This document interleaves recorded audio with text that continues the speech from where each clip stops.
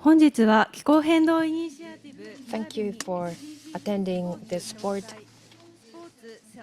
and Sustainability Sport Positive CEO Japan Visit Commemorative event, co-hosted by Japan Climate Initiative, JCI, and SDGs in Sports.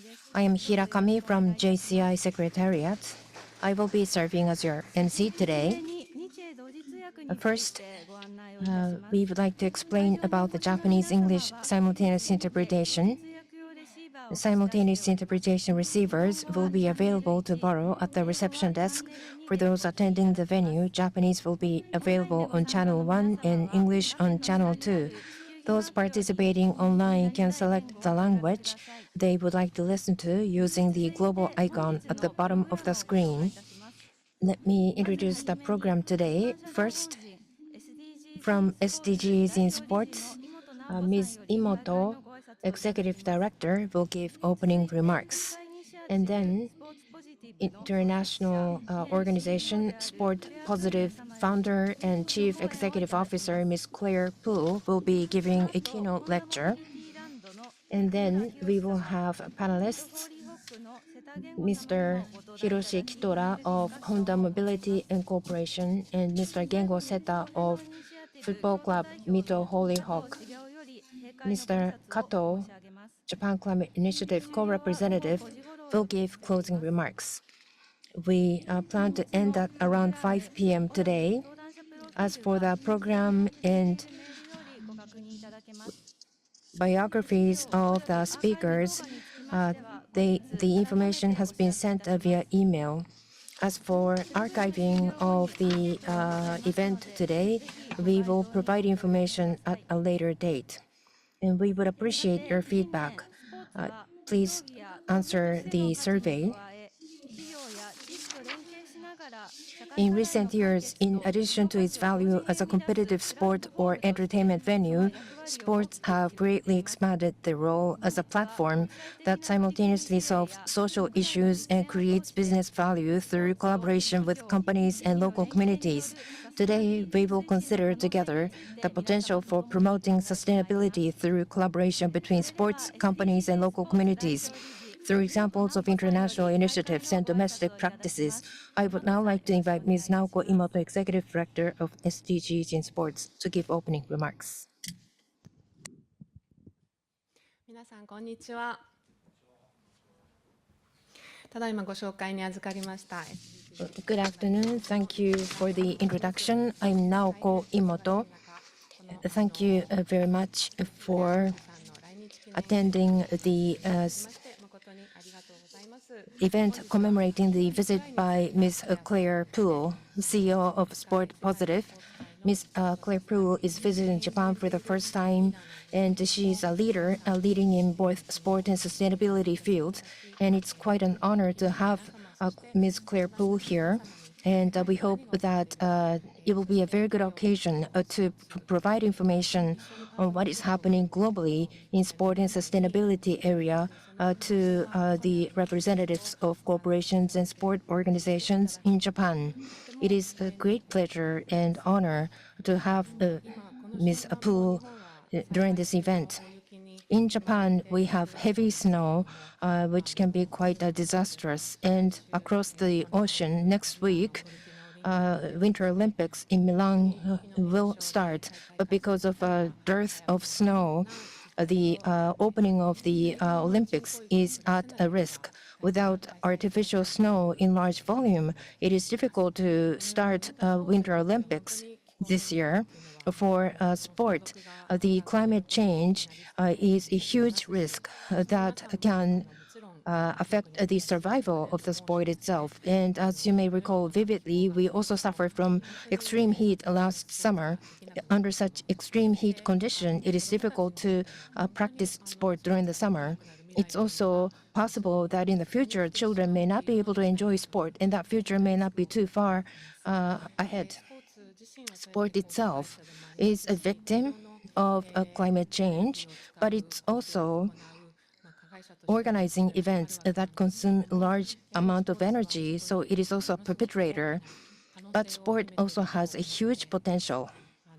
Sport creates power to gather people. Sport can disseminate information. Sport can attract people. It has such energy, and we hope that energy can be utilized to address these challenges. And that is what I've learned exactly from Ms. Claire Poole. In 2022, for the first time, I visited and participated Sport Positive Summit, and what I saw was overwhelming. From the world over, leading sport organizations, leagues, and top leaders of these organizations were gathering at the summit to discuss how challenges can be solved through sport. And the leading examples were discussed by leading figures. What I learned there and the network that I was able to cultivate are something that I also wanted to bring to bear in Japan. And after returning from the summit, I began this activity immediately. We are seeing various changes in the political arena and in international developments. And I believe that we are facing some difficulties in sport and sustainability, but we hope to be able to make contribution and open new possibility together with you. If we can create such a movement, that would be very great. And that is why we are organizing this event. The Climate Change Initiative is the co-organizing, and thank you very much for co-hosting the event. I very much look forward to the keynote by Claire, and also about Honda Mobility and Corporation's Suzuka Circuit initiatives and Mito HollyHock's initiatives. I would like to learn from them so that we are able to identify new possibilities. Thank you. 元さんありがとうございました。 Thank you, Ms. Imoto. Now, I would like to invite Ms. Claire Poole to give keynote lecture. As Ms. Imoto introduced earlier, Ms. Claire Poole is the CEO of Sport Positive and has led practical initiatives globally in the field of sport and sustainability. Claire is visiting Japan for the first time. She will be speaking about the latest trends in sport and climate action, including Sport Climate Action Framework, significance of using sports to tackle climate change, examples of collaboration with corporations, and examples of collaboration between sports organizations and corporations in Japan.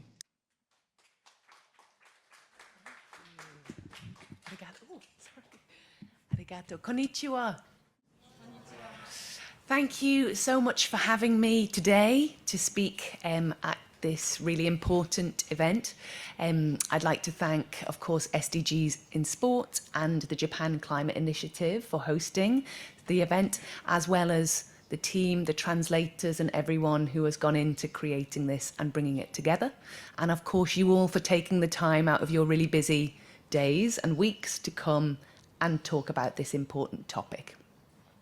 So what we want to cover today is why sport is a game changer for sustainable business. I've been lucky enough to see the profile of you, the people joining here in the room, and I'm really excited to connect with you around these issues and answer any questions you might have as well.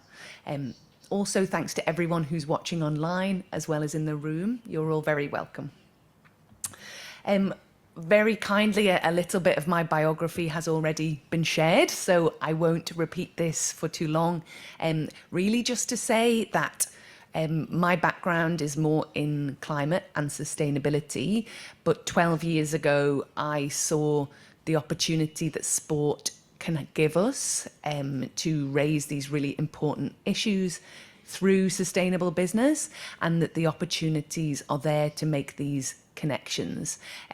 We know Imoto-san was just speaking of the changing climate that we're experiencing, and while of course taking climate action is the right thing to do, it's actually just very good business in terms of making sure that our sports are still here in 50 years' time, and that also our young people can continue to play for their health, and that our elite teams continue to thrive so we can enjoy watching and experiencing all the incredible, the huge amount of excitement that sport brings us and what we love so much about sports.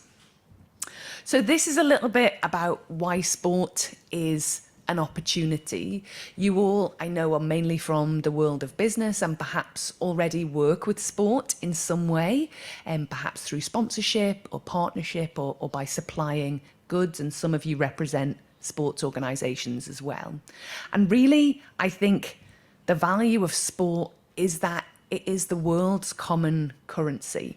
I think if you were an alien from another planet and were dropped onto the planet Earth, probably within 5 minutes, you would see someone running, children playing football or baseball. You would see someone wearing a shirt of their favourite team. You would pass a pub or a bar and see people watching or people's homes. Sport is something that brings us together in a way that most other industries can't. The only other real similar in terms of community gatherings or religious or music. These are really the places that people really come together around something they share and have in common.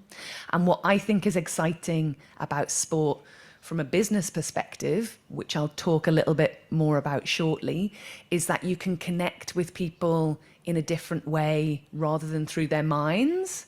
You connect with them in their heart in terms of their passion and their love, either for participating in sport or for watching. The World Economic Forum in Davos last week brought out this report. For the first time, they have done an economic report focused on sport, showing that the sport economy is growing at a very vast rate, very quickly. But two really interesting things came out of this report. I actually sit on the World Economic Forum's Earth Decides group, which is a group of individuals that work in communications, in science, and culture. And we come together to say climate change is happening, but the average person who has a lot of challenges in their own lives, you know, maybe they are worried about their children or their elderly parents, or if they can afford to go on a trip this year or afford to pay for food. Climate change is very far away for them. This is not a challenge that's very close that they're worried about. So how can we bring it into people's lives in a way that connects with them around stuff they already care about? And that's what we have to do. All of us have to be communicators to make this real and tangible for people in their everyday lives, and therefore they care and then they take action. So back to this report, Sports for People and Planet. Two very interesting things for me came out of this report, and I very happily was one of the contributors to it. First of all, the size of elite sport and participatory support, as in people who do sport in their own lives. You can see there that the elite sport and the professional side has a global revenue of around $140 billion. But participation sport and taking part in physical activity, the value of that economy is nearly 4 times as big, $580 billion, showing that those who are engaged with grassroots sport or apparel, connecting with people who are participating in sport, are going to see a very large growth in this sector. So this was a very interesting outcome for me. At Sport Positive, the majority of the time we work with elite sport. We recognise the brands, we know they have big reach and it's very exciting. But this really reminded me that connecting people in our local communities with people who are participating in sport is actually a really huge opportunity, and one that we should not forget about. This sport economy is growing very rapidly, as we learned, but hopefully you can see this slide is a little small, the text. This revenue is at risk. There's 2 risks to this growing sports economy that are a concern. One is climate change and biodiversity loss, and the other is physical inactivity. And actually the 2 go hand in hand. As Imoto-san mentioned, where we have very cold winters or very hot summers and uncertainty, we find that we are outside participating in sport less and less. Perhaps it's very warm and we have a meeting, so we don't go for that morning run, or our children play baseball at the weekends, but it's too hot, so it's cancelled 1 week and then 2 weeks and then 3 weeks. And then this means not just from a community level, but a health level, we are missing out on opportunities to stay well. And that physical inactivity ends up costing economies a great deal of money. So these threats are real. They are not a threat for the future, but for us in sport and in business, we have to talk to people in a way they understand, in a way that reaches them, not to talk about climate change and big ideas that maybe don't connect with them in their heart. These are just some references of the size of the market in Japan around how much money people are spending on sports, including events and goods and facilities. 1.7 trillion yen per year being spent around events. The fact that over a quarter of Japanese adults attended live sports events last year, or in 2024, that again, nearly a quarter of people in Japan were watching sport digitally, a huge increase from 2018. So this is just to take the global reference that I mentioned around World Economic Forum to show that it very much translates into what's happening in Japan as well. What's very exciting about sport for the world of business is that each sport team or league or grassroots club connects with many different industries. So for those, maybe you work in energy or transport or tourism, media, apparel, there are opportunities to connect with sport in so many different industries, and it can bring these industries to life. People travel to games by public transport or by car, or they walk or they cycle. These are opportunities to connect with people. When they participate in sport, they choose an apparel brand that, yes, of course, meets their expectations on price, but within that price group, they then have the opportunity to buy a product that maybe is eco-friendly or connects with them in a way that meets their ethics and their ethos as well. So this position of sport to intersect with many industries is a really, really large opportunity for business to take advantage in a very positive way. Just some examples here, and I know some of these organisations are represented as part of our event today, and really just to explain that there is not a one-size-fits-all approach to this work. So some of these organisations, Schneider Electric, for example, obviously do a lot of buildings management work for stadiums. They work around sustainability as well, and they talk about accelerating impact as we run towards a more efficient future, and the connection there with sports and sponsorship. So again, a buildings management company through a stadium is activating around this message. A completely different sphere. Patagonia have a sport ambassador, an athlete, and I'll speak a little bit more about why athletes are so important. They have a trail running ambassador who connects with people because of his care of the natural environment, but he is an ambassador of their work. So again, very, very different to Schneider Electric, but a similar theme in that you're connecting business and sport, and then this connection with sustainability. Teijin, if I can pronounce it correctly, are a sponsor of Envision Racing, a Formula E, one of the Formula E teams. And obviously Formula E is a global motorsport run on electrification, and the connection with the planet and sustainability is inside its DNA. So by making that connection, the organisation showing that they too care about the same values as Formula E. And lastly, the Meiji Yasuda life insurance sponsorship with J-League to create the forest, to weave the future.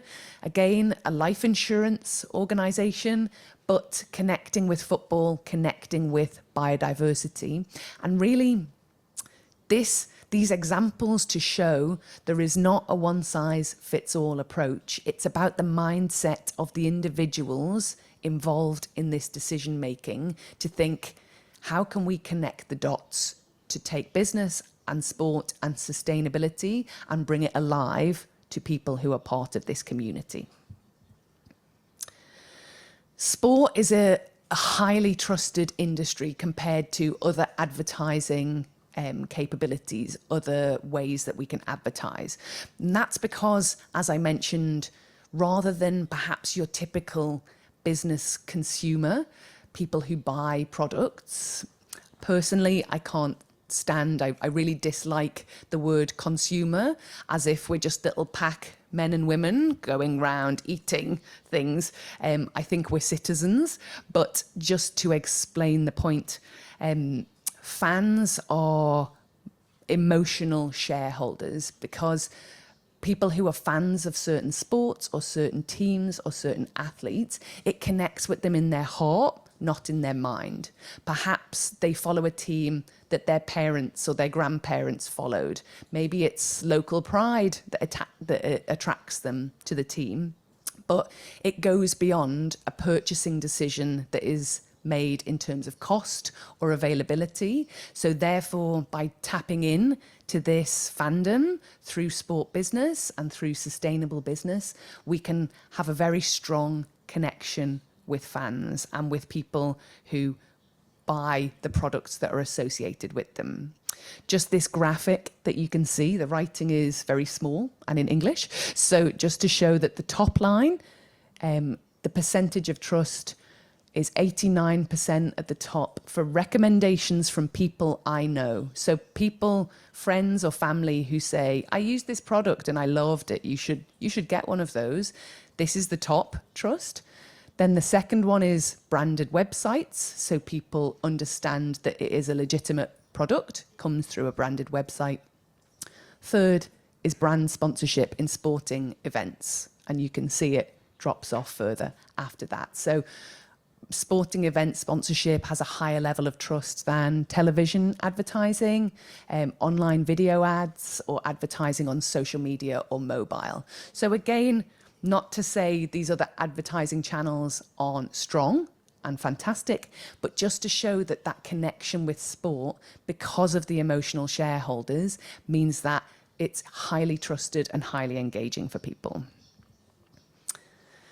An additional note on this is that athletes are the historical figures of our time. So whether have someone you love as an athlete, whether you follow them in your fantasy football team, or there's a legend of a sport that you know about and you love, they are the historical figures of our time. And this graph shows work from and research from MIT, the Massachusetts Institute of Technology in America, their media lab.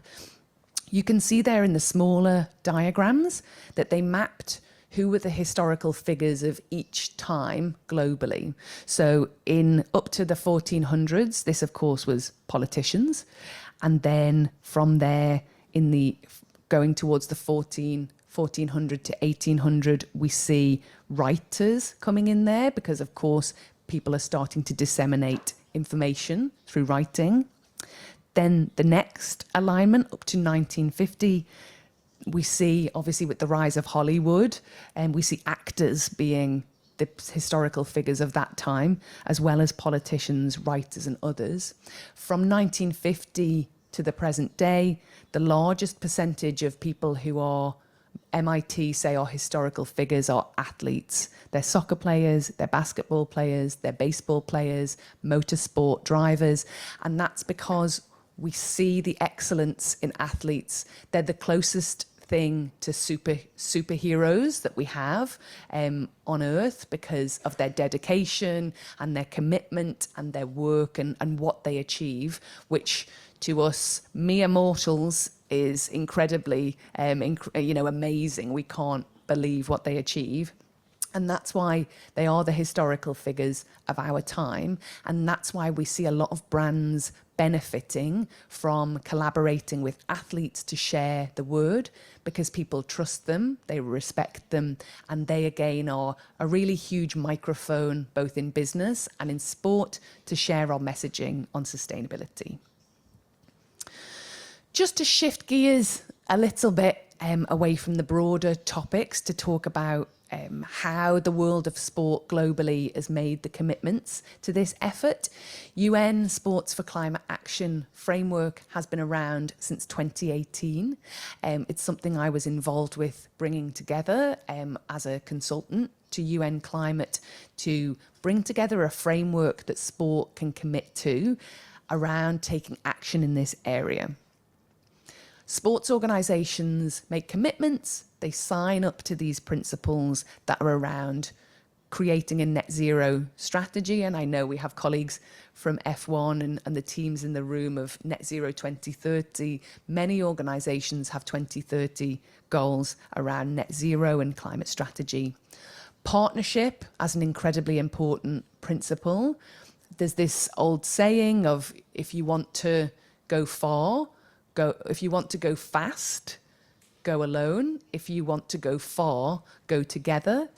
And is really important, if we want to go far in this work, that we come together, create these partnerships and collaborations to achieve success.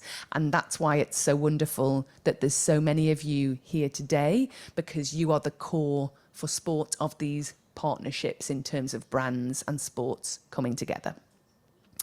Championing transformative action through communication. This is obviously the huge opportunity of sport, where we are bombarded with so much scientific information on climate change. This does not cut through to a general audience on this work. It's too technical. Sometimes it's too scary. Even for us who are working in this industry every day, it can be quite dry. It can be quite boring. Sport can bring this information to life. We can use language that people associate with excellence. How can we come back from this climate challenge? We're very used to, in sport, having an underdog who then goes on to win a trophy, or who is losing for the entire match, but then rallies in the last few minutes and ends up winning the race or the match. This kind of comeback is what we need in terms of climate action. So we can use this narrative to really help drive forward. And of course, prioritizing climate resilience. Ultimately, sustainability is about keeping going. That's what the word sustainability means, that we keep something going. And we're in a situation with climate change where we are at risk of some things not keeping going because of our changing climate. So this idea of solidarity globally and resilience is really, really important. There are 4 Japanese signatories to the UN Sports for Climate Action framework, from J-League, of course, the Japan Olympic Committee, Japan Rugby, and the Nagoya Diamond Dolphins. And this is not to say these are the only 4 organizations in Japan doing any work in this area. Of course, there are many, many sports organizations who are doing great work. We find sometimes it's not necessary to sign up to a global program, for example. They prefer to focus on work locally. So there is a lot more happening, but this perhaps just interesting to see that these organizations have made a commitment on a global stage to drive forward this work. Taking sustainability and climate action in sport is, as I mentioned, critical for the future of most of our sports. As we live in a changing climate, there are ways we will see the sports we love suffer. Some perhaps will not be able to take place anymore in the next 40 or 50 years because of that changing climate. But I'm also, like probably most of you in the room, a realist. We're pragmatic. We have to deal with perhaps shareholders and stakeholders on a daily or a monthly or a quarterly basis. And we can't go to those board members or those shareholders and say, we'd like to do this work because it's the right thing to do and it's important, so can we invest money in this area? We have to go and say there are commercial benefits to taking this work forward, that sustainability can be a revenue generator, not a cost center. And these opportunities around partnerships for you in the world of business are really, really huge in sport. And again, there is not a one-size-fits-all approach to this. There are many, many different ways that your organisation or your sport may engage to be able to drive positive progress. Some partnerships we see a co-creation between sport and brands of sustainable operations at events. So the example of Schneider Electric that I gave you before, they are making stadiums more energy efficient. So instead of perhaps just doing that in the background and having their logo around, they have campaigns showing that to fans. So again, how we're reducing the impact, we're saving energy, we're making things more efficient, and we care about the environment. You can integrate sustainability into activation of sponsorship. One thing we see a lot, which is something that I'm always trying to move forward, is that sometimes you will have a sports team that cares about the environment and talks about it, and you'll have a sponsor that cares about the environment and talks about it, but they don't activate the two together. And this is often such an easy win. It's something that those relationships already exist, that work is already happening, but they haven't taken the opportunity to say, we as a brand and we as a sports organisation share the same ethos, we care about the same things, and we want to tell you about that. So whilst, of course, we want to use sustainability to generate new revenue streams, we can also do a check and an audit on existing sponsorship and think, is there just a way to continue what we're doing, but activate around, it may not be around climate change as a whole, it may be just one small area of reducing plastic or caring about the environment or planting trees. There might be a small connection that can be made to sort of build on a relationship that already exists. Shared measurement and data transparency. This is what we're seeing a lot in Europe, where we are seeing organisations that perhaps help sports collect the data of their impact on the environment, that these are value in kind or financial partnerships, but part of that is visibility for the brand as they collect the data. So they are helping the sports organisation understand perhaps their carbon footprint, and then once they understand that, they can reduce it. But they are taking advantage of the reach of sport and using it for advertising as well to create new leads and new potential customers of their product. Sport, of course, is a platform for behaviour change. Many elite sports gather tens of thousands of people to a stadium or a venue every couple of weeks during a season. And therefore, when you have a captive audience inside a venue, you can help with behaviour change that starts there. So, for example, research shows if you go to a sports event or a music event and you have to recycle and sort your waste, you're more likely to do that at home than if you don't do that. So we can engage people at a venue, show them a behaviour, and then it increases the chance that they will take that into their own lives. So behaviour change through sport is a huge opportunity.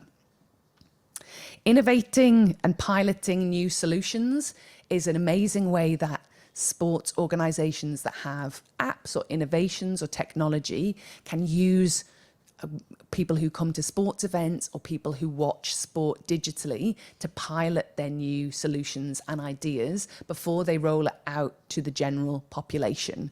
A great example of that is the Johan Cruyff Arena in the Netherlands, who that's the stadium that Ajax play in. What they do is when they're piloting new ideas for people who come to the stadium for tours, they have small groups of 20 or 25 people who come and tour the stadium and take photos. They pilot technologies with them. So perhaps digital ticketing, getting away from a paper ticket and moving to something digital to come to the game. They pilot that and try it out with small groups at tours. Before then, they roll it out to the stadium where they might have 65,000 people coming. So again, a different mindset of thinking about things. And of course, these purpose-led partnerships resonate very strongly with the population and can really help support if you have community or social ideas that you are looking to support. Sport can really help with that. This is hopefully a helpful starting point as well for people here. One of the reasons for my trip to Japan is because the J-League is rolling out sport positive leagues, which is that's something that I and my organization came up with in 2018. And it essentially collects data and then puts it into a league table of how football, soccer clubs are performing when it comes to the environment. And the J-League are the first in Asia to use our model to roll out to their clubs. So we have done this with Premier League in England, with Bundesliga in Germany, with Ligue 1 in France, and others as well.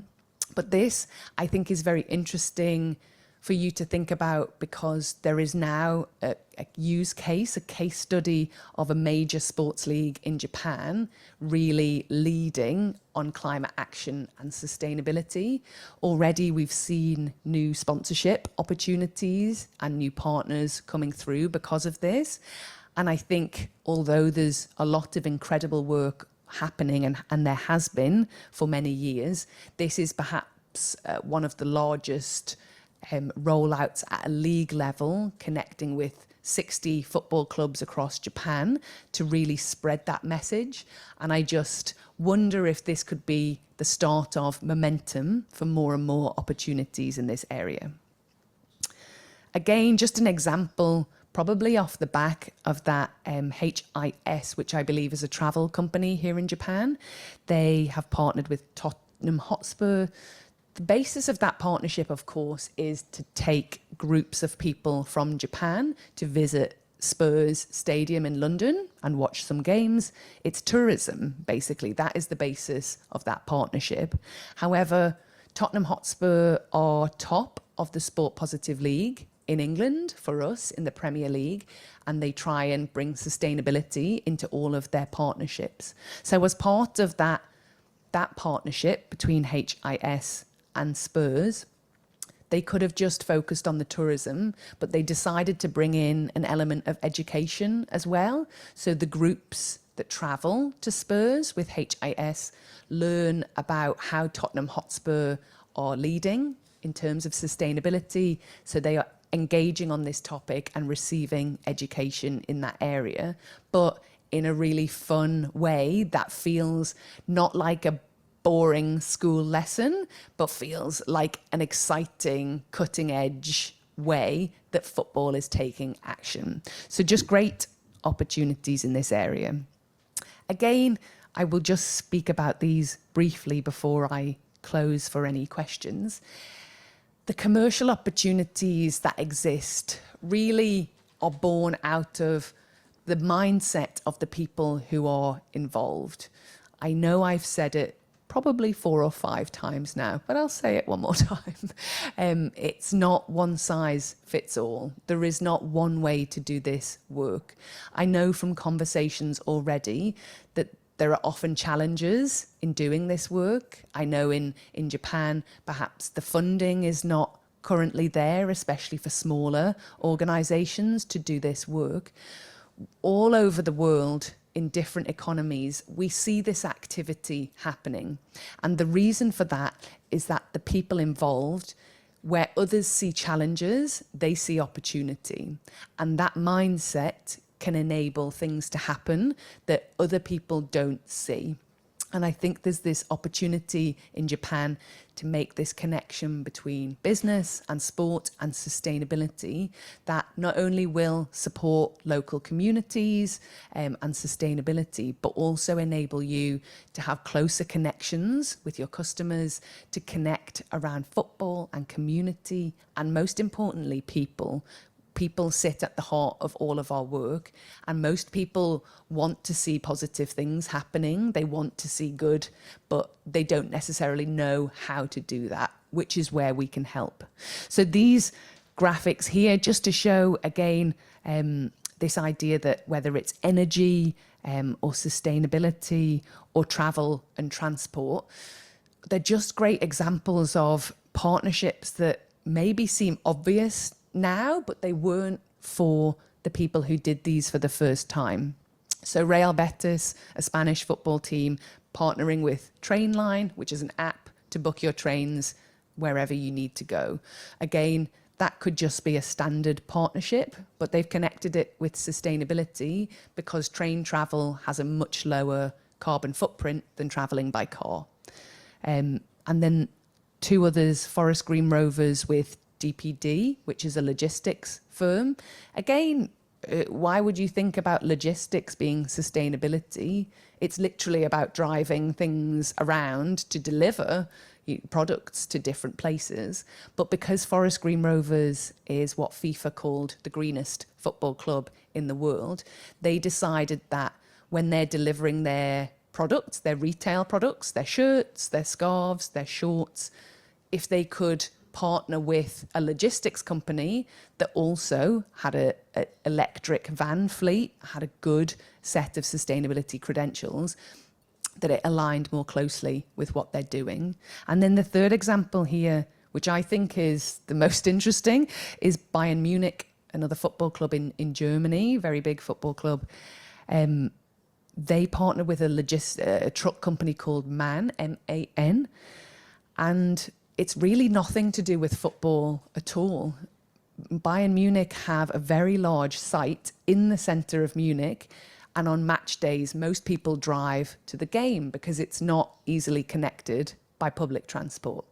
But then the people who are involved, who are clever people who know a lot about sustainability, thought, we have these huge car parks, but they're not being used because they're very full for 4 hours every 2 weeks. But for the rest of the time, they're empty. So what could we do? They partnered with this company to put in electric vehicle charging for trucks and vans. So because of where Allianz Stadium is in Munich, it's a massive intersection where logistics companies that drive across Germany to deliver products can easily pull in to a large car park. They can charge their vehicles, they can take a rest, and essentially an empty car park that was doing nothing is now generating revenue for the club. So again, these ideas are innovative, but it's because the people involved were looking for opportunities and they were looking for ideas to connect football or sport and sustainability with business. So again, some of these you wouldn't think of yourself, but with the right people and the right mindset, these opportunities to create revenue, to connect with your community and people, and to drive business are all very, very visible. So I will finish here to take any questions, but I think my main message to you all is thank you for being here. I think the fact you're in this room means that you are the top people thinking about this in this way. A lot of people aren't thinking about this yet. So for me, I see a room and people online as well of people who are innovative, they're ready for opportunities and they're taking the time to come and think about this. So I already think you have advantage over your competitors by being here. And I think with the right relationships and partnerships, you can use this as a really strong way forward to ensure that your businesses are helping the environment, but also hand in hand are very successful as well. So thank you so much for taking the time to join me and listening to me for the past however long I've been speaking. And I'm super happy to take any questions at all. Arigato. クレアさん、ありがとうございます。 Claire-san, thank you very much. Sports is affected by climate change. On the other hand, it has an opportunity to engage other industries. So sports is a sector which has a big potential. So on both sending a message and receiving a message on both ends, we have a great opportunity. So we will go into the panel discussion. In this session, we will hear from the company and the sports club about what they are doing. And we will look into the possibility of sustainability and the connection between sports and environment. The speakers are Mr. Hiroshi Kitora, Secretary General Sustainability Committee, Corporate Planning Department, Honda, and then Mr. Seta, the Gengo Seta, Executive Director of Mito HollyHock, Executive Director. So Ms. Ito will be moderating this session. Imoto-san. Claire-san had a fantastic presentation. You now understand the scope of the global sports organizations and how they are working on promoting sustainability. I think you gained a good understanding of what they are doing. But as a matter of fact, what about in Japan? Actually, there are many clubs, little by little, advancing their activities. So one day, I hope that many clubs would participate with other organizations so that sustainability will make a huge advancement. So we will select 2 organizations having advanced and state-of-the-art activities. There was a last question, how you can increase and expand fandom, actual examples of increasing supporters and fandom. That was the last question. F1 Grand Prix, Suzuka Grand Prix, I thought that was the worst, the environmentally worst sports ever. However, Honda Mobilityland is making such presentations, and it's a top runner, advanced sports activities. It's so rare. I was so impressed. So we would like to share in listening to Mr. Kitora's presentation. Mr. Kitora is the Secretary General, Sustainability Committee, Corporate Planning Department, Honda Mobilityland Corporation. Sorry. And first, I'd like to introduce the panelists. Another panelist is, we've been talking about the J-League activities. So from this year, it got promoted from J2 to J1 from Mito HollyHock. He is the executive director. And of course, Claire-san will be other panelist. So 2 panelists will introduce their activities. Kitora-san, please proceed. Thank you very much. I would like to introduce to you the Suzuka circuit programs. First is the history of what's our organization. So Mr. Honda wanted to improve cars by racing, and then there was a co-founder, Fujisawa, wanted to introduce the fun of driving to the general public. So we wanted to create something which will give pleasure to the ordinary people from automobile industry. It happened 60 years ago. In the beginning, racing course was designed to be located in a rice paddy field, but Mr. Honda said that we should not demolish rice field providing precious rice. So we deliberately chose undulating topography, mainly forest. That was the place of circuit. So that was the background. So we have the collaboration with and coexistence with the local agriculture. That was the beginning. Now, F1, Suzuka 8-hour endurance race, and the Super Formula race, a Super GT, these are the major events. Racing course. Adjacent to the racing course, activating Fujisawa's words, the next year we open the park, which gives you the fun of driving. You can operate vehicles. So we developed the tools, and also we provided traffic education, the businesses, and we have restaurants and hotels inviting a lot of guests from across a wider field. So little children have first encounter with the bike, and they may topple, but they don't get injured. We have a safety rubber tip pavement, and we have electric motorcycle, so the parents can watch their kids playing with vehicles or motorcycles, and I think it really won hearts of parents. So in addition to the families, young people and inbound tourists visit the Suzuka circuit, and of course old-timer middle-aged fans are supporting the fandom. F1 Japan Grand Prix, I would like to introduce to you. F1 invites 1.65 billion people per annum. So F1 tours 24 races across 21 countries every day, producing, and 1.6 billion people are involved with watching this pace. This is a very huge business. Japan Grand Prix had 266,000 people in 3 days last year. So per day, the final day, more than 110,000 people gathered. So amongst the domestic events, this is the largest mega event, and it is growing after the pandemic.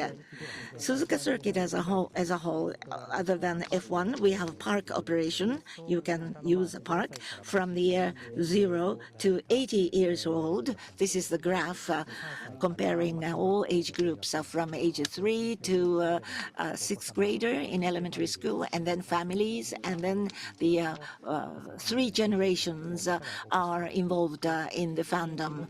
So motorsports, the people in their 50s are the older fans. In addition to older fans, we have the children's generation in their 20s. We do the marketing campaign, and we cover a very wide range of fandom. So per annum, about 1.4 million people visit. So this is contributing to the fandom building as well as the human resources development. So in organizing international event like F1, you have to have certain requirements like from the organization, from FIA. So we have to have a 3-star environmental accreditation. So that is one of the requirements. And F1 is going to aim at net zero by 2030.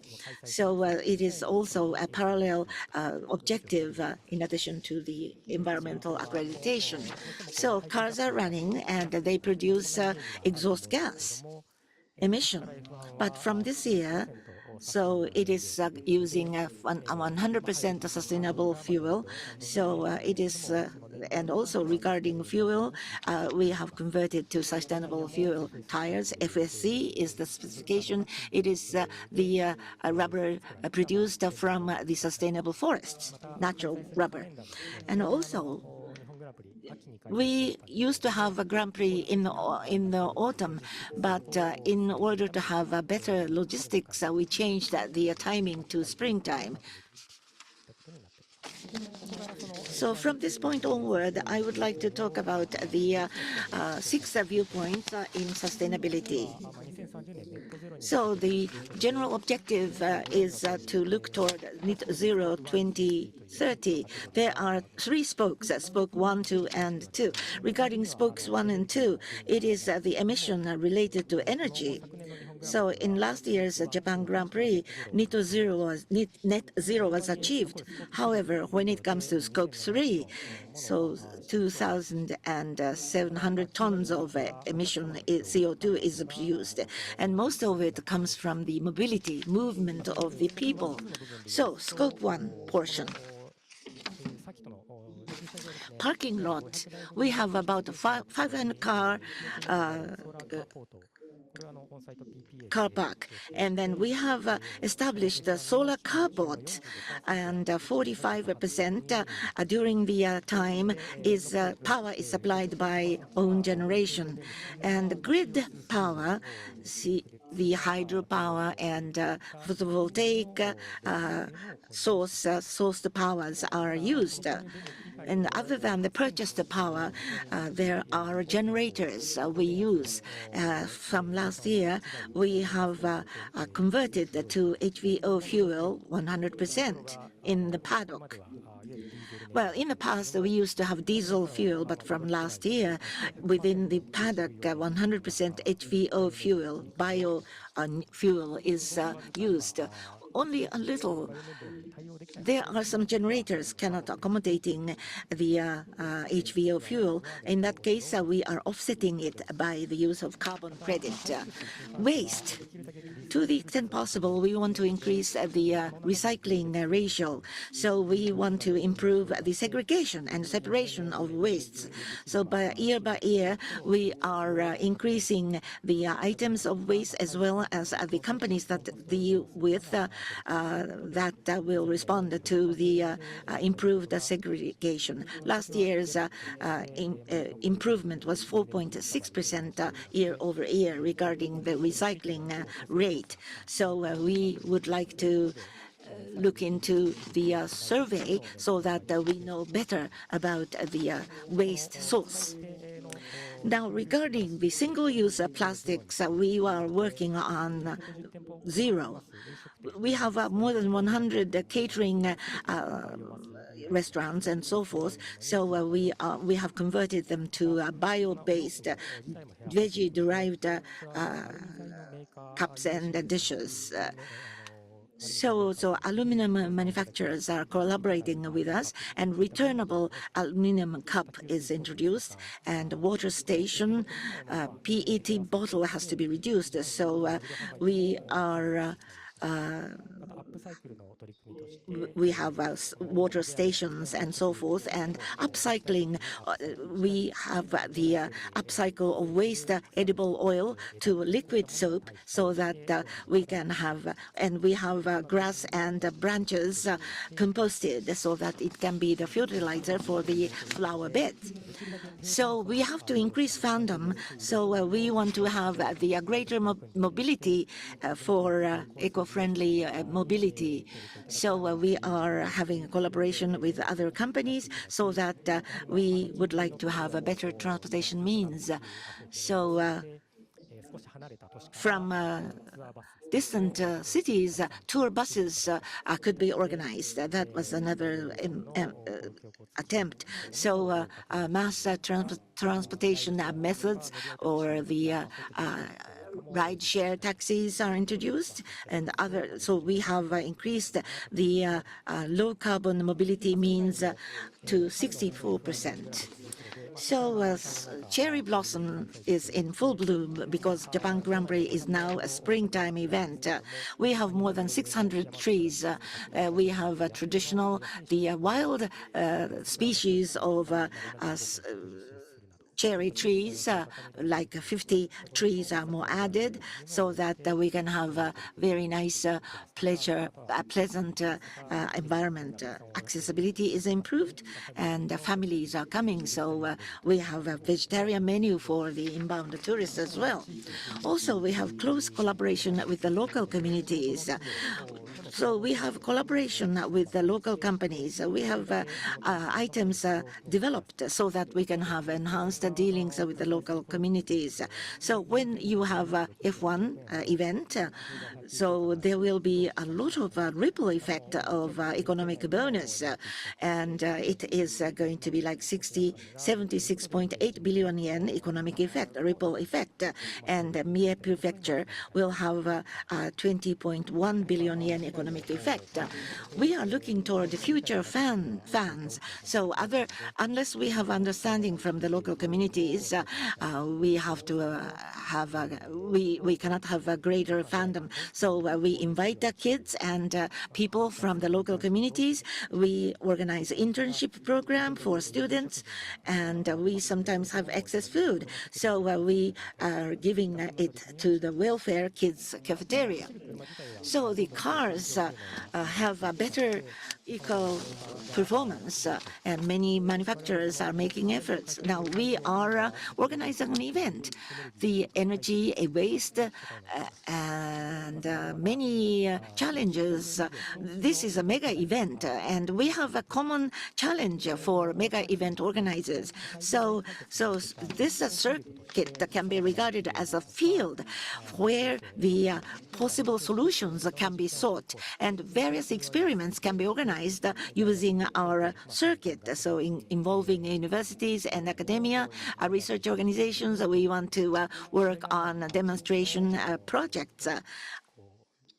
I think it will contribute to the sustainability of the local communities. So we have sustainability partnership formed involving many companies in addition to the official partnership. Thank you. 本当にありがとうございました。 Thank you, Mr. Kitora. はい、今日もしかして初めて Perhaps 鈴鹿グランプリのことを Some of you may have heard about Suzuka circuit for the first time, and you may have been overwhelmed by the efforts. When is the Grand Prix? March, the last week of March. So I hope you will be able to visit Suzuka circuit and see with your own eyes the very pioneering work regarding sustainability at Suzuka circuit. Next, we have Mr. Seta from Mito HollyHock.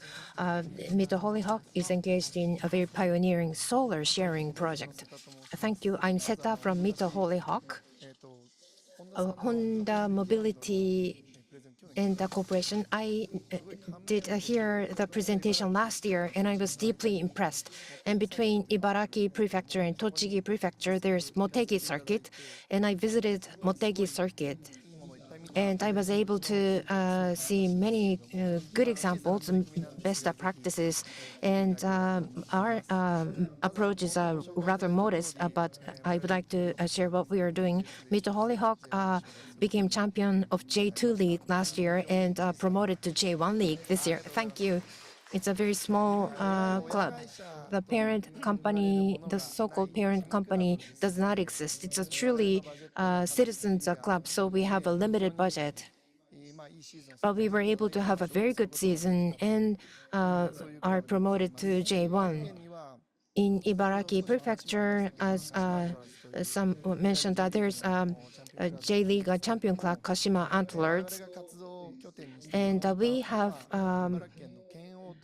Central Ibaraki and North Ibaraki municipalities are as our hometown, and Kashima is in the same prefecture, but in the southern part of prefecture in Rokko area. That's their hometown. But in Ibaraki Prefecture, Kashima Antlers is the absolute champion. We spent 26 years in J2 League. But we will be able to fight Ibaraki Derby for the first time in J1. Ibaraki is a farming prefecture, agricultural prefecture. After Hokkaido and Kagoshima, it is the third largest agricultural prefecture. But in terms of volume of farm produce, it is the second largest. It's an active farming community. We are a citizens club, so we are always focusing on local community. That is the motto of our club. And what we hear is that even though it is an agriculture prefecture, there is an aging of farmer issue and also associated problem of abandoned farmlands where the land is no longer used for farming. We were able to understand that these are the problems.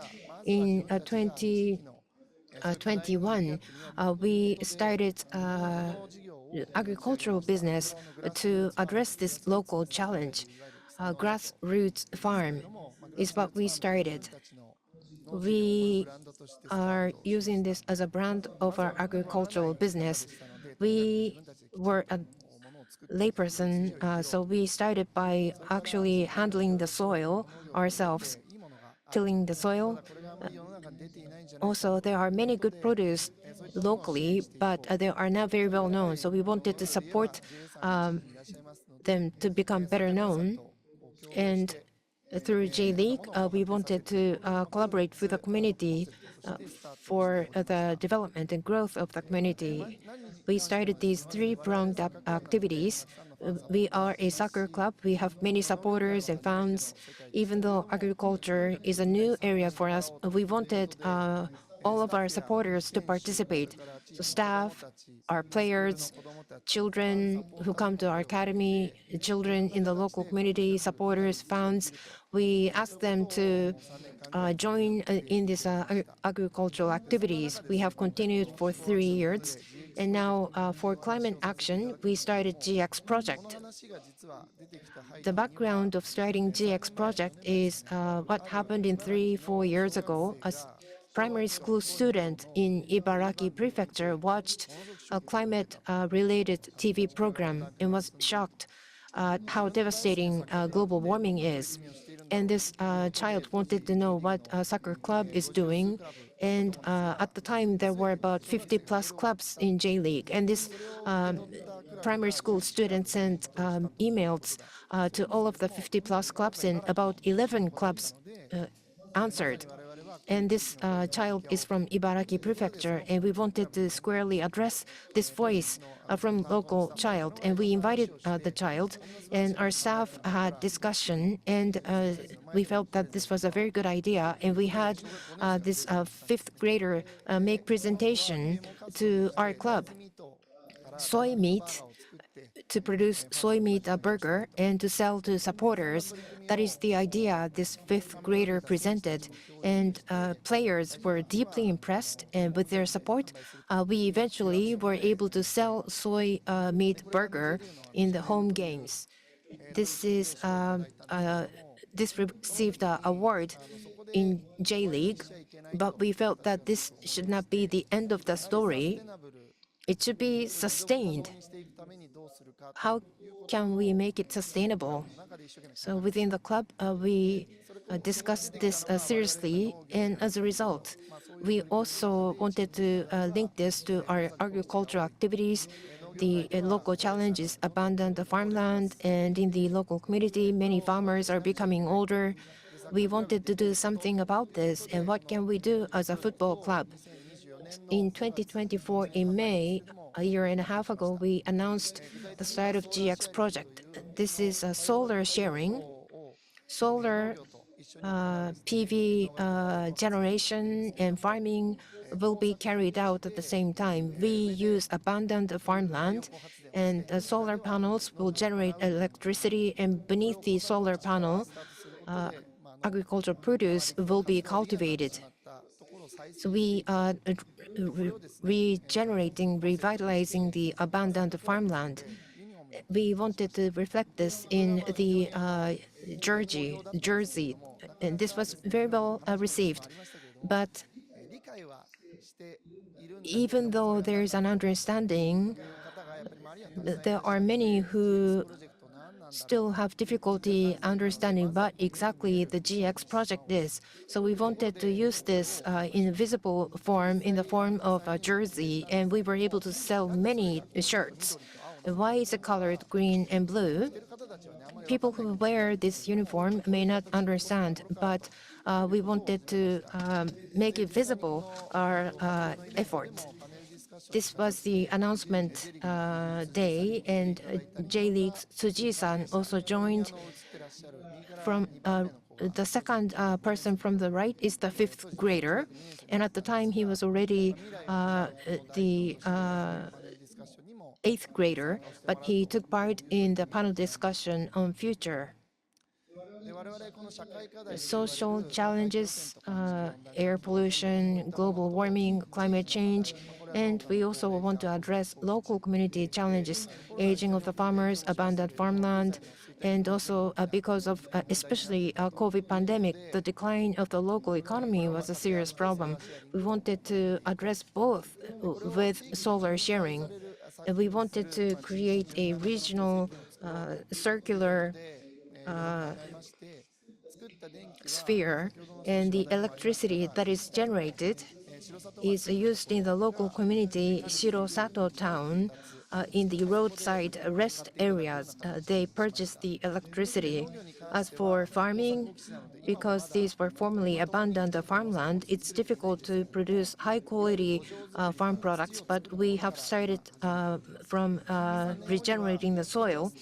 And in 3 years' time, we plan to obtain a JAS organic farming certification. So we are trying to grow products without chemical fertilizer. And if we can engage in organic farming and without using chemical fertilizer indirectly, we can reduce CO2 emission.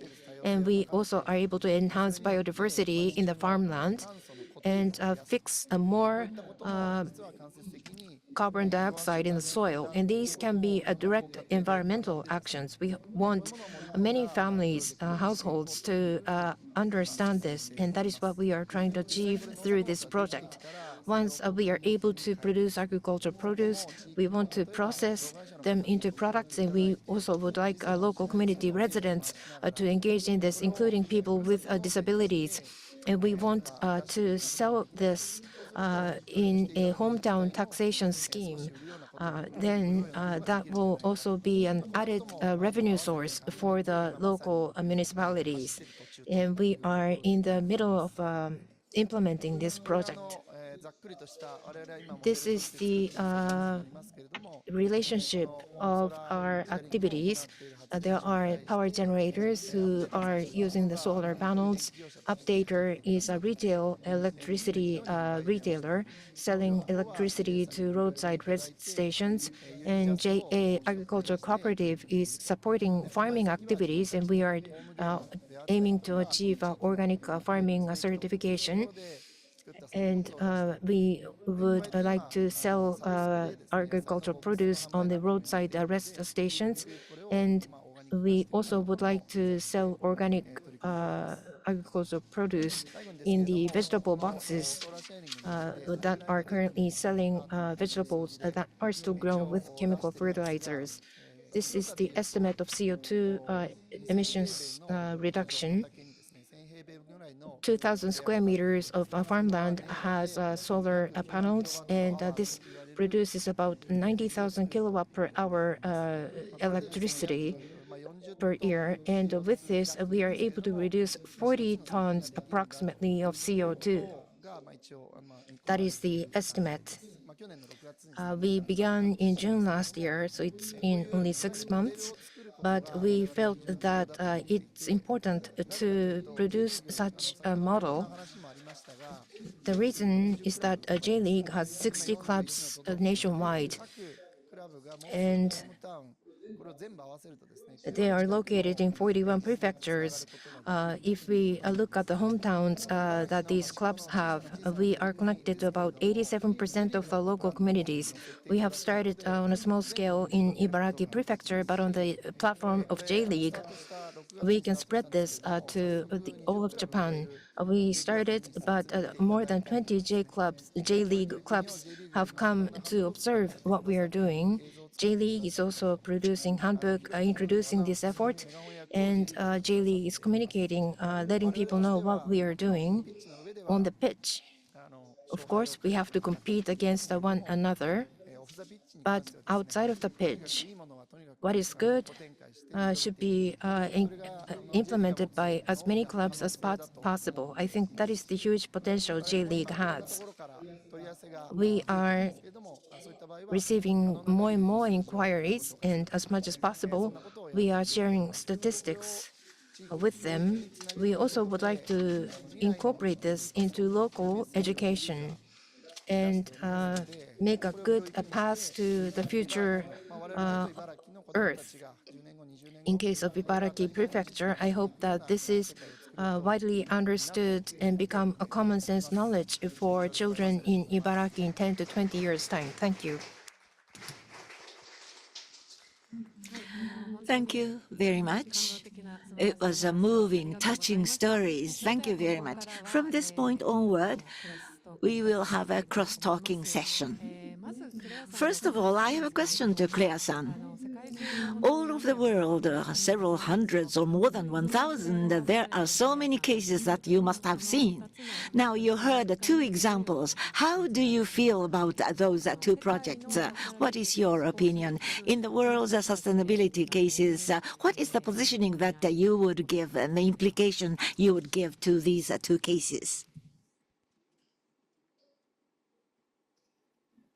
I'd just be here talking to myself without these guys. First of all, it's so wonderful to hear about the work, and honestly, I think in terms of these examples, you can be very assured that Japan is leading in these areas. For Suzuka circuit, we know we're actually shortlisted for one of our Sport Positive awards last year. Unfortunately, Liverpool Football Club stole it from your clutches, but the judges, you know, really had that up there with the best example of transformative action globally. So this is something to be very, very proud of for Suzuka, but also more widely in Japan as well.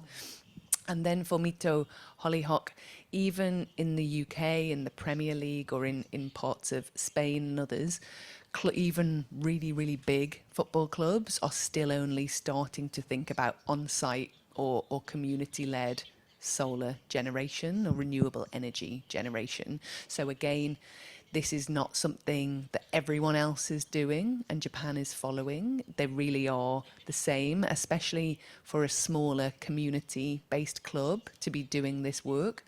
Shows incredible commitment and great initiative in this area, because often, as I mentioned, the mindset is not there. Perhaps another club would have got that letter from a young boy and thought, that's interesting, and then, you know, maybe had him come and visit the club and then said goodbye. Whereas because of the people involved and the human beings at the centre of Mito HollyHock, you obviously took that so much further and inspired action off that. So I think more broadly, these are amazing examples, but we're seeing lots now, it seems, more and more in Japan. And in many ways, the community spirit, I think, from my perspective in going and seeing sport all over the world, from what I've learned, it's my first trip to Japan to visit, and I will visit Mito HollyHock on Friday, which is very exciting. But obviously from working with people in Japan for over a decade, and in the global view of Japan is very much about your community spirit and the way you take care in your communities socially. And I think this work is an incredible extension of that. So I think that's certainly how Japan is viewed outside of the country. And I think that shows that from that community spirit, adding in the environment could just be a very small step now to be able to continue with that great work. ありがとうございます。なんかすごくたくさんの励ましを。Thank you very much. Thank you for those words of encouragement. And I think we are able to feel that there's something that we can be proud of. Mr. Kitora, I have a question. You are one of the top runners in Japan in terms of the scale of the event to achieve a net zero by 2030 and beyond. However, I think you will also have to think about business side of the activities, and I understand that revenue from the event can be challenging, but sport and sustainability, in terms of sport and sustainability, what do you think will help accelerate the efforts? Not only at Suzuka, you could speak generally, or you can speak about Suzuka Grand Prix. Thank you for that question. Decarbonization solutions, there are companies that have solutions, and we are beginning to be connected with them. For example, solar carport and aluminum can recycling and ride share with these companies. Even though on a small scale, we're beginning to collaborate with them. So we are starting from where we can. But going forward, even if a company does not have a specific solution, if we are aligned with the same idea, And if they feel that it's valuable to be engaged in a certain sport, we would like to build relationship in a broader sense. I think we need to work on that. Last year, Claire's Sport a Positive Award Summit, I was able to participate in Liverpool. Example of a Liverpool Football Club was a very good example. I was able to hear that they are building relations, and that's still an area where we need to work on further in Japan. That is how I felt. That it's partly our responsibility to communicate about this more, and I hope that we should let more people know about how valuable these efforts are. Thank you very much. There are so many unknown projects in Suzuka, and little by little potential will have to be relayed to other businesses and other industries. By doing so, there is going to be a new possibility in new fields. Thank you. I have a question to Seta-san. Suzuka has a big event, big size, but you're working on a different field. As a locally based club, you have your activities. It's a small club, and you don't have a lot of manpower, a lot of funds, and you want to continue your activities within the club. You want to accumulate your knowledge, and you want to improve how you market to other side world. You started from scratch. There was nothing, and then you are now where you are now. Now, to the clubs which plan to do the similar things in the future, what are your advices? What are your recommendations? What is the knack of success? Thank you. First of all, 2-3 years ago, to J-League, J-League made an announcement that they will go for that direction. I know that climate is very important, but I was not doing enough. I am not able to do that at all. So in doing such kind of actions, as questions said, we're doing good things, but not good results. We are doing agriculture. And you don't have numbers to back it up. There were voices like that. You have the numbers. You have numbers, you have good numbers, bad numbers, and I am a part of management. So from those numbers, I have to work on numbers. We have to get involved with the discussions regarding numbers. Otherwise, people will nitpick your shortfalls, and then your future is doomed. So regarding sustainability,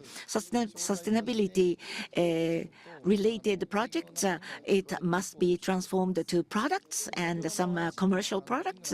There was an English example, Liverpool, Tottenham example was mentioned. Near 50%, the sustainability projects, they are incorporated into the partnership agreement, I heard. So we have about 250 partner companies, but many of the companies are local SMEs in Ibaraki Prefecture. They are not public companies. So they only consider an extension of CSR. So they have to understand. I know that they have to understand. But depending upon the years that they want to support, they cannot support. So ESG kind of management, these are the things that companies have to do. I think it is a very important point that companies should become aware of. So within the club, this framework is firmly established, and then we can make it presentable so that we will do it by ourselves in zero phase. And in a place like this, we must make what we do in a presentable form. This is valuable. So companies will find themselves by themselves what would be valuable for them. So we make presentation, and they may realize that this becomes business viable. Other J-League clubs may become aware, and then they will come with questions to us. How are you doing? So this is what we call role model strategy. So budget is small. J2, we were long in J2, we are now in J1, but it's going to be an enormous task to remain in J1. But everybody says that, wow, what you're doing is fantastic. So they want us to be the model. So we want to create something that can be the emulation of other clubs. So sustainability range must be incorporated into the midterm plan of the club management. It will lead into the ensuring a budget and ensuring human resources. So club must be determined to go for this direction. That is how I feel about it. いやもう本当にありがとうございます。 Thank you very much. Yes, どうぞ。 Claire, please. I was just going to say it's so interesting about the point about your partners being SMEs locally. Oh, good catch. She's like reactions like a cat. Whoop. Again, the mentality we have sports in Europe of, you know, we work with smaller organizations, partners and suppliers in our communities, and they maybe don't have the resources to get involved in something like this. We hear this quite a lot, but again, what that can be transferred into is by choosing local suppliers, you're not transporting goods from far away, maybe from much further away in Japan or even internationally. So there's a positive environmental twist to that, of course, as well, even if it's not an activation that's focused on CSR entirely. Mito HollyHock can tell the story that we support our community by having local partners, and therefore we're reducing logistics and transport miles, which is having a positive effect on carbon emissions as well. So even when, I just wanted to make the point, Naoko, that even where a partnership is not specifically about perhaps the environment or CSR, you can still find positive stories to tell.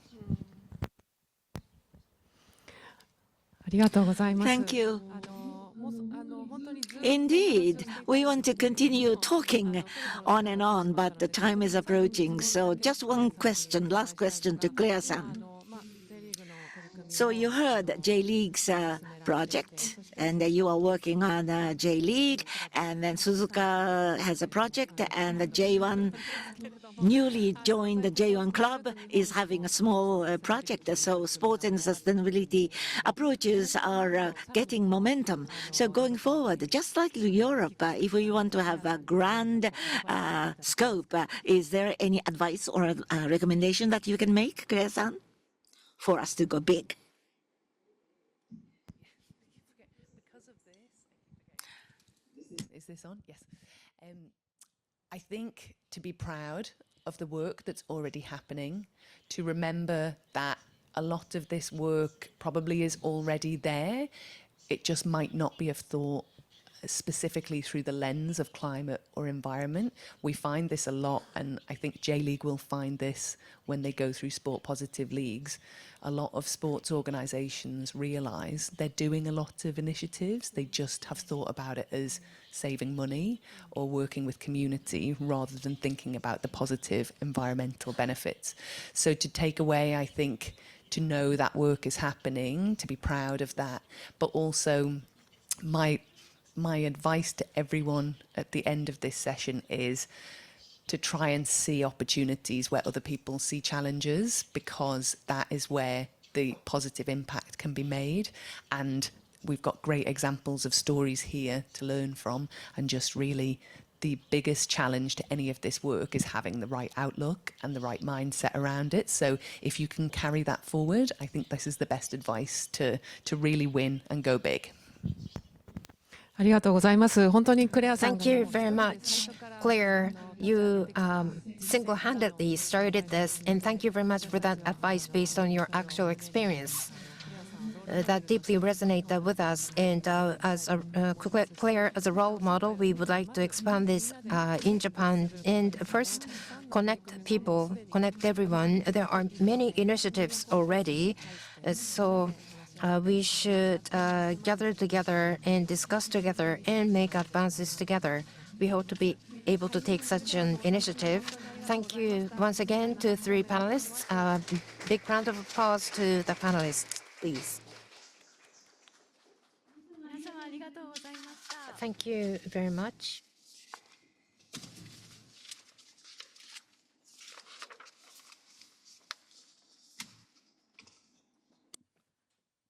それでは最後に気候変動イニシアティブ共同代表の I would now like to ask Mr. Kato, co-representative of JCI, to give closing remarks. Mr. Kato, please.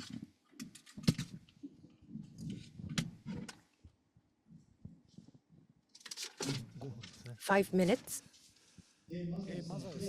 First, Claire and Ms. Imoto and Honda Mobility and Corporation, Mr. Kitora, and from Mito, HollyHock, Mr. Seta, thank you very much. As I listened to all of you, I felt that regarding climate change and social challenges, to address these, the power of sport, potential of sport can be applied.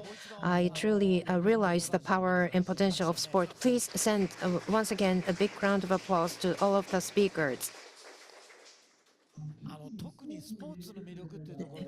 The appeal of the sport, as Claire introduced,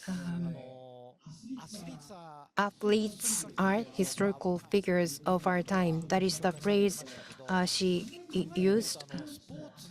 Come to think of it, the athletes, sport figures, they are so earnest, taking on a challenge, very difficult challenge, and that inspires fans and people who are not fans.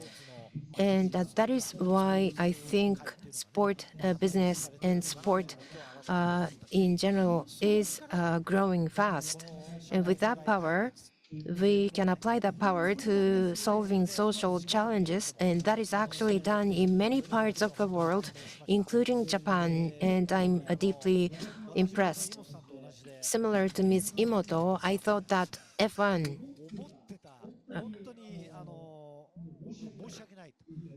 was producing a lot of CO2, producing a lot of environmental problems, but fuel is changed to hybrid fuel, and you are involving 280,000 fans and local communities and partners, companies, many different partners. And F1 has brought up to much higher level in terms of contributing to environment. Mito, HollyHock is squarely facing local challenges at the same time as addressing their own business challenge, local community challenge, social challenge, a very large challenge of climate change. Mito, HollyHock is addressing this comprehensively, for example, by solar sharing, and it is taking on various other challenges. The efforts are quite laudable, and I think these are splendid role models globally. In 2014, the United Nations adopted SDGs, and I believe that these companies, Claire's speech and 2 panelists' stories are also exemplary efforts in terms of SDGs.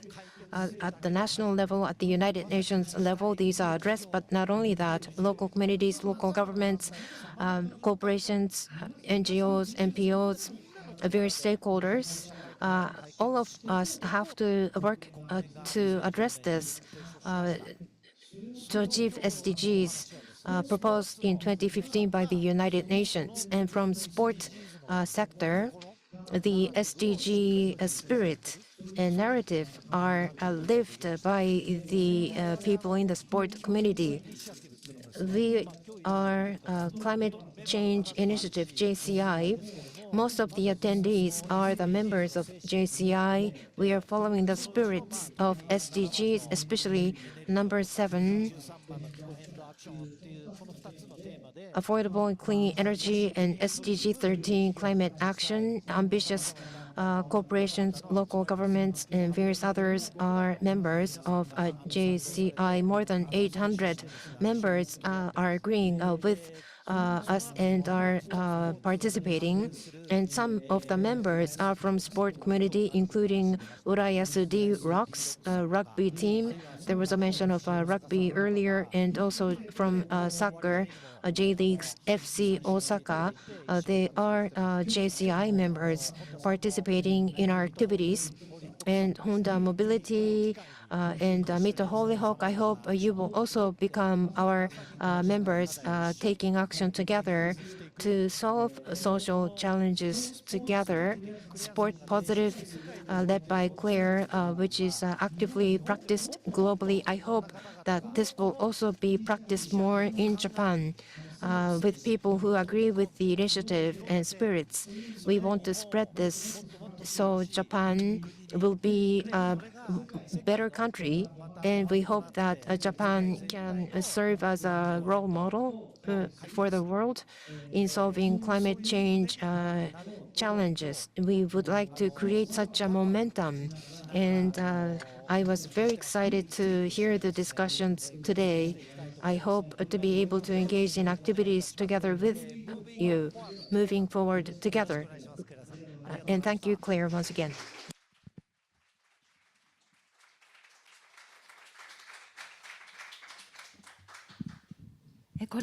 Thank you very much. With this, we complete the whole program of this event. Regarding the materials, regarding the video record, it will be available on the website, except the Q&A session. For assisting our future plans, please fill in the questionnaire sheet. Thank you very much for your participation. Thank you indeed.